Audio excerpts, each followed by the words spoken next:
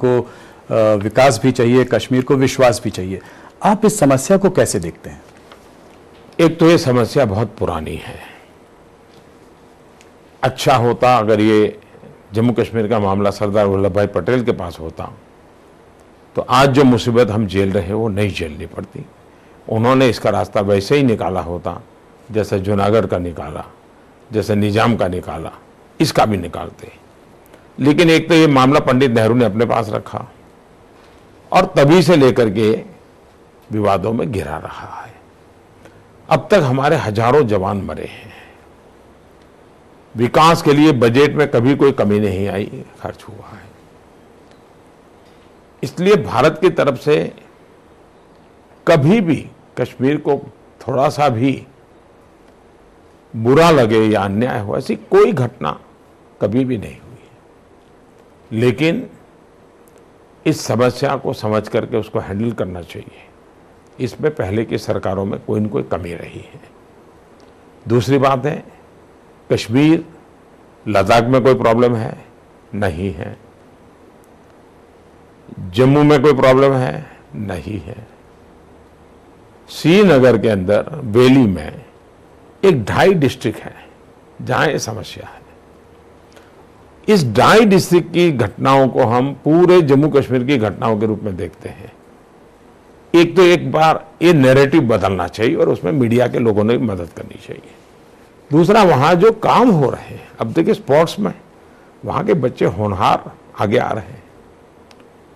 Competitive examinations में बच्चे आगे आ रहे हैं। आज हिंदुस्तान की किसी भी टॉप यूनिवर्सिटी में जाइए, कोई न कोई कश्मीर का बच्चा वहां पढ़ता है। ये सारी चीजें हो रही है, इसको हमने बल देना चाहिए। अभी वहां पंचायत के चुनाव हुए, 70 to 75% वोटिंग हुआ और हजारों की तादाद में पंच सरपंच जीत करके आए जो कई दिनों से लटका पड़ा था। वो अब काम में लग गए, उनको अवसर मिल गया। उसी प्रकार से जम्मू कश्मीर में इन्वेस्टमेंट आना चाहिए, नए रोजगार बढ़ने चाहिए। नए रोजगार के अंदर वहाँ के जो 35A या 370 ये रुकावट बनी हुई है। कोई इन्वेस्टमेंट करने के लिए जाता नहीं है। वहाँ आप IIM बनाओ, लेकिन कोई प्रोफेसर जाने को तैयार नहीं, क्योंकि प्रोफेसर जाएगा और उसके बच्चों को एडमिशन चाहिए तो कानून आड़ा आता है, उसको मकान चाहिए तो कानून रुकावट करता है। और उसके कारण जम्मू कश्मीर के लोगों का बहुत नुकसान हो रहा है। जम्मू कश्मीर के विकास के लिए कुछ ऐसे नियम बना करके पंडित नेहरू जी गए हैं जो बहुत मुश्किल कर रहे हैं। उसको एक बार रीलुक करने की जरूरत है। क्या आपको लगता है कि वहां पर जो आपने अलायंस किया वो आपकी एक गलती थी, और असेंबली के चुनाव कब उम्मीद किए जाए हो सकते हैं? वो एक प्रयोग था और नागरिकों ने जो मैंडेट दिया था वो फ्रैक्चर मैंडेट था। कोई भी एक दल सरकार नहीं बना सकता था। हम लंबे अरसे तक आशा करते रहे कि PDP और NC के लोग मिलकर के सरकार चलाएंगे, लेकिन उनका मेल बैठा नहीं। अब लोकतंत्र का तकाजा ये था कि अच्छा होगा सरकार बनती है।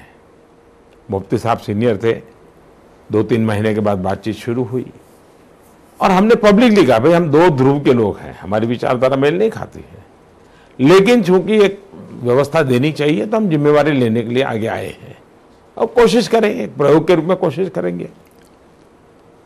मुफ्ती साहब से तब तक तो कुछ अच्छी चीजें हो भी कर पाई। बाद में महबूबा जी आई, वे तो इतनी रिलक्टेंट थी, पहले 2-3 महीने तो उन्होंने लिया नहीं, फिर गवर्नर रूल आया था। बाद में वो आगे आई, उन्होंने हमारा सहयोग मांगा, हमने सहयोग दिया। लेकिन जब ये पंचायतों के चुनाव का मुद्दा आया तो उन्होंने टालती रही और कहने खून खराबा हो जाएगा, लोग मर जाएंगे। बंगाल में अभी पंचायतों के चुनाव हुए और जितनी हिंसा हुई, जितने लोग मारे गए, जबकि जम्मू कश्मीर में चुनाव हुए 0 वायलेंस, 0, एक भी घटना नहीं। अब ये घटनाओं को आप मीडिया के लोग देश के सामने लाते ही नहीं है।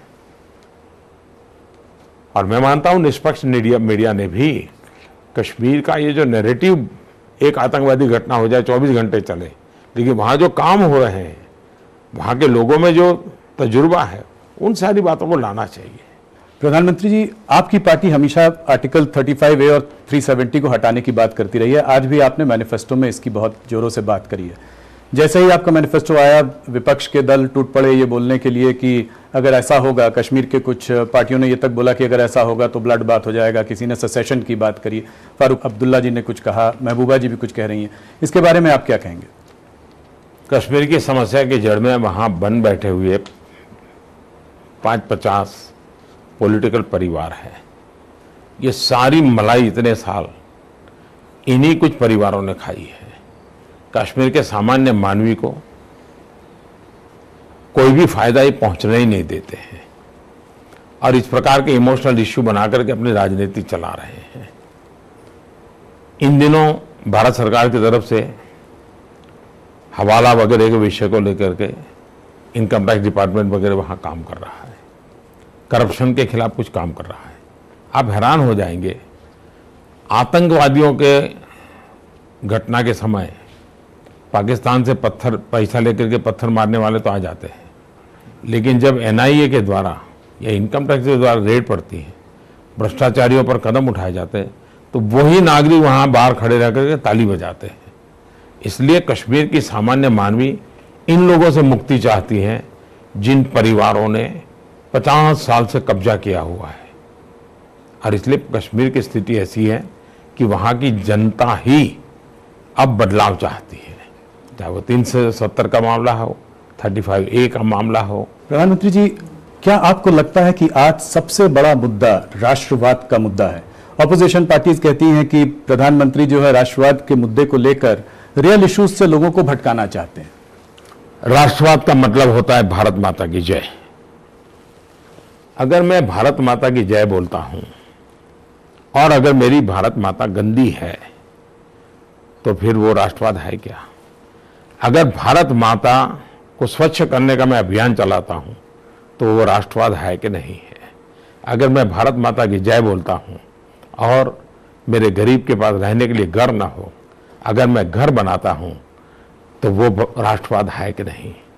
अगर मैं भारत माता की जय बोलता हूं लेकिन अगर हमारा गरीब बीमार है और अस्पताल तक जाने का पैसा नहीं है, वो मौत का इंतजार कर रहा है, अगर आयुष्मान भारत योजना के द्वारा 5 लाख रुपए तक की उसको दवाई के लिए व्यवस्था हो जाए तो वो राष्ट्रवाद है कि नहीं? हमारे देश के किसान आधुनिक खेती करें, अन्न उत्पादन करें, अन्न के पूरे दाम मिले, एमएसपी लागू करूं, मैं लागत का 1.5 गुना पैसा दूं, क्या वो राष्ट्रवाद है कि नहीं है? हमारे देश की सेना के जवानों को ताकतवर बनाने के लिए आधुनिक साधन सामग्री खरीदने का कदम उठाऊं तो वो राष्ट्रवाद है कि नहीं? और इसलिए राष्ट्रवाद की परिभाषा व्यापक है। भारत माता की जय, इसका मतलब होता है 130 करोड़ देशवासियों की जय। इसका मतलब 130 करोड़ देशवासियों की सपनों की जय। इसका मतलब होता है 130 करोड़ देशवासियों के लिए हमेशा विजयी होने के लिए अवसर प्राप्त हो, आगे होने के लिए अवसर प्राप्त हो। इन बातों को मैं राष्ट्रवाद की परिभाषा में मानता हूं और उस अर्थ में हम राष्ट्रवादी हैं और हमारा राष्ट्रवाद जन जन के कल्याण के लिए है। राष्ट्रवाद के अलावा वो कौन से 4-5 मुद्दे हैं जिनके बीच आप लोगों के पास वोट मांगने जा रहे हैं? एक तो विकास। विकास में भी हम मानते हैं कि 2 पटरी पर विकास चलता है। एक सोशल इंफ्रास्ट्रक्चर, दूसरा फिजिकल इंफ्रास्ट्रक्चर। भारत के अंदर बहुत लोग ऐसे हैं जिनको अभी भी प्राथमिक सुविधाएं पहुंची नहीं हैं। ये प्राथमिक सुविधाएं पहुंचाना, जिसके पास घर नहीं है घर देना, जिसके पास दवाई के पैसे नहीं है उसको दवाई देना, जिसके पास शिक्षा नहीं है उसकी शिक्षा की व्यवस्था देना, एक सम्मान भर जीवन हिंदुस्तान का हर नागरिक जी सके, ईज ऑफ लिविंग हो, उसकी चिंता करना। भारत का middle class, new middle class, ये भारत की बहुत बड़ी ताकत है। उसको नकार करके पूरा पहले सरकारें चली। हमारे लिए वो एक तबका है जो देश को आगे ले जाने में बहुत बड़ी भूमिका अदा करेगा। मध्यम वर्गीय लोग, कानून का सम्मान करने वाले लोग हैं, नीति नियमों का पालन करने वाले लोग हैं, सरकार को टैक्स देने वाले लोग हैं और सरकार से मिनिमम मांगने वाले लोग हैं। उनको रक्षा करना, उन पर जो जुल्म करने की नए नए तरीके ढूंढे जा रहे हैं। और कांग्रेस पार्टी जिस प्रकार से मध्यम वर्ग के लोगों के लिए अनाप शनाप पिछले 3-4 दिनों से बोल रही है, ये स्थिति अच्छी नहीं है। उसी प्रकार से भारत का ग्रामीण अर्थतंत्र, हमने किसानों की आय डबल करने के लिए कहा है। इसके साथ साथ खेत मजदूर और किसान, उनको 60 साल के बाद पेंशन मिले। पेंशन का मतलब ये नहीं कि वो घर जाके बैठ जाए। मानो एक टीचर रिटायर्ड होता है, पेंशन मिलता है, लेकिन फिर भी ट्यूशन क्लासेस चलाता है, ट्यूशन क्लासेस में जाता है, उनको एक्टिविटी करता है। उसी प्रकार से किसान को 60 साल के बाद पेंशन मिले, खेत मजदूर को पेंशन मिले, उसके लिए एक विस्तृत स्कीम बना करके हम जाएंगे। उसी प्रकार के छोटे दुकानदार छोटा छोटा कारोबार करते हैं, रोज का कमाते हैं, रोज का खाते हैं, ऐसे लोगों के पेंशन के लिए भी कोई न कोई व्यवस्था इस दिशा में हम इस बजट के अंदर हम लेकर के आए हैं। हम चाहते हैं कि हमारे देश में 100 लाख करोड़ का इन्वेस्टमेंट आए, जो भारत को नई ऊंचाइयों पर ले जाए, रोजगार के विपुल मात्रा में अवसर पैदा हो। तो ऐसे सपने लेकर के ये संकल्प पत्र हमने रखा है। हमारा संकल्प पत्र धरती से जुड़ा हुआ है। 5 साल सरकार में रह करके पूरी जिम्मेवारियों के एहसास के साथ हमने बनाया है, और हमें पूरा पता है कि नेक्स्ट 5 ईयर हमें ही इसको डिलीवर करना है। सिर्फ अखबारों में जगह बनाने के लिए हमारा संकल्प पत्र नहीं है, 24 घंटे वाहवाही लूटने के लिए हमारा संकल्प पत्र नहीं है। हमारा संकल्प पत्र 24 घंटे के लिए नहीं, 2024 तक सामान्य मानवीय की जिंदगी बदलने के लिए है। कहीं ना कहीं ऑपोजिशन जो है आपको रफाल के मुद्दे पर घेरना चाह रही है। यहाँ तक कि उन्होंने कहा कि चौकीदार चोर है, और इसको आपने जो है पलटवार किया और आपने कहा मैं भी चौकीदार। तो ये कहाँ से उठा और इसको आप कैसे हम लोगों के बीच में लाए? जहां तक राफेल का सवाल है, विरोधी दल भी पहले इसके साथ जुड़ा नहीं था, लेकिन एक व्यक्ति बार बार झूठ दोहराते गए और हर जगह पर उनकी पिटाई होती गई। सुप्रीम कोर्ट तक उनको मुंह की खानी पड़ी है, सीएजी के सामने भी मुंह की खानी पड़ी है। और कुछ निष्पक्ष पत्रकारों ने भी शुरुआत में सवाल उठाए थे कि भाई बोफोर्स में तो मनी ट्रेल मिलता था, सबूत मिलते थे, यहाँ कोई आधार के बिना तुम बोलते रहे तो कितने दिन चलेगा।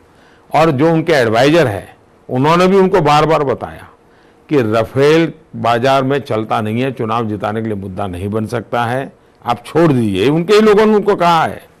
लेकिन उनके पिताजी का जो पाप है बोफोर्स का, उसको धोने के फिराक में ये वो करते रहते हैं। और कांग्रेस को लगता है कि कांग्रेस की तबाही रक्षा सौदों को लेकर के हुई, तो और कोई भी सरकार आए उसको रक्षा सौदों में फंसाओ। जब अटल जी की सरकार थी तो जॉर्ज फर्नांडिस को फंसाने के लिए उन्होंने कॉफिन के लिए शायद उन्होंने किया था। यूपीए की सरकार में उसका कोर्ट जजमेंट आ गया, सब झूठा था। तो ये प्रकार से अभी उनको लगता है कि मोदी को घेरने के लिए करो, कोई आधार नहीं दे रहे। हम कह रहे हैं आधार दीजिए, देश की जनता को दो, नहीं दे रहे हैं, बिल्कुल गप के ऊपर गप मार रहे हैं। और इसलिए ये मुद्दा चल नहीं रहा है और चलने वाला भी नहीं है। और जो लोग, मैं इतने सालों से सार्वजनिक जीवन में हूं, एक समृद्ध राज्य का मुख्यमंत्री रहा हूं, कभी भी इवन कांग्रेस के विपक्ष के नेता का बयान है कि मोदी जी के ऊपर कभी भ्रष्टाचार का आरोप कोई नहीं लगा सकता है।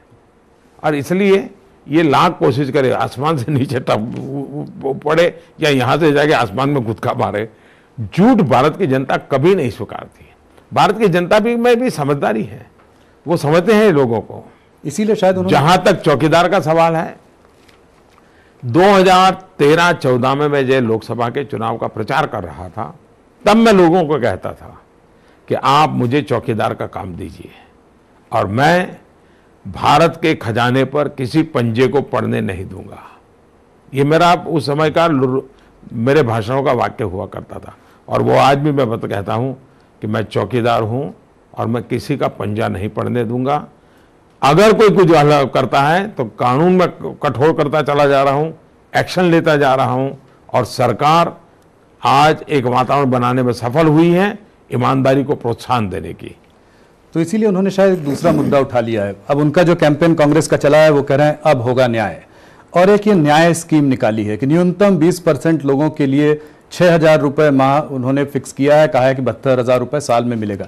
आप इस स्कीम को कैसे देखते हैं? क्या ये इनके लिए कुछ गेम चेंजर साबित? इस चुनाव का उनका जो मुख्य मंत्र है अब होगा न्याय, इसका मतलब ये हुआ कि वो स्वीकारते हैं कि 60 साल के शासनकाल में उन्होंने अन्याय किया है, तो जाने अनजाने में उनके मुंह से निकल गया है कि उन्होंने 60 साल तक सरकार चलाते हुए अन्याय किया है। और जब ये न्याय की बात करते हैं तो 84 के सिखों के साथ जो जुल्म हुआ, वो सिख भी अब न्याय मांग रहे हैं, क्या उनको न्याय देंगे? क्या ट्रिपल तलाक से पीड़ित बहनें भी न्याय मांग रही हैं, क्या ये कांग्रेस न्याय देगा? क्या छत्तीसगढ़, राजस्थान और मध्य प्रदेश, जिन किसानों को कर्ज माफी के लिए वादा किया गया था, वो किसान न्याय मांग रहे हैं कि आपने तो 10 दिन में कहा था, 100 दिन हो गए, न्याय कब मिलेगा? भोपाल के जो गैस पीड़ित थे, सैकड़ों लोग निर्दोष मारे गए थे, वो न्याय मांग रहे हैं कि आपने क्यों गुनहगारों को विदेश जाने के लिए हवाई जहाज की व्यवस्था कर दी, वो न्याय मांग रहे हैं। नंबी नारायण, हिंदुस्तान के एक बहुत बड़े साइंटिस्ट, उनको आपने झूठा केस करके जेल में डाल दिया और भारत के स्पेस प्रोग्राम को बहुत बड़ा नुकसान कर दिया। नंबी नारायण न्याय मांग रहे हैं कि आप क्या करेंगे? समझौता एक्सप्रेस के अंदर निर्दोष लोगों को आपने जेल के अंदर बंद कर दिया। समझौता एक्सप्रेस के झूठे केस में इतने सालों तक जो जेल में रहे, वो न्याय मांग रहे हैं। आपने समझौता एक्सप्रेस के नाम पर हिंदू आतंकवाद कर करके हिंदुओं को आतंकवादियों के साथ जोड़ दिया। इस देश का हिंदू न्याय मांग रहा है कि आपने हमें आतंकवादी क्यों कहा। नरसिम्हा राव न्याय मांग रहे हैं कि आपने उनके डेड बॉडी तक को, जिस कांग्रेस के लिए जीवन खपा दिया था, कांग्रेस के दफ्तर जाने क्यों नहीं दिया।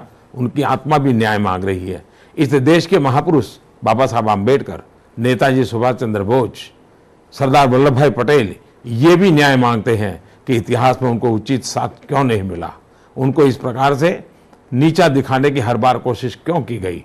तो न्याय मांगने के लिए अब देश के हर कोने से आवाज उठ रही है और मैं नहीं मानता हूं कि ये न्याय दिला पाएंगे।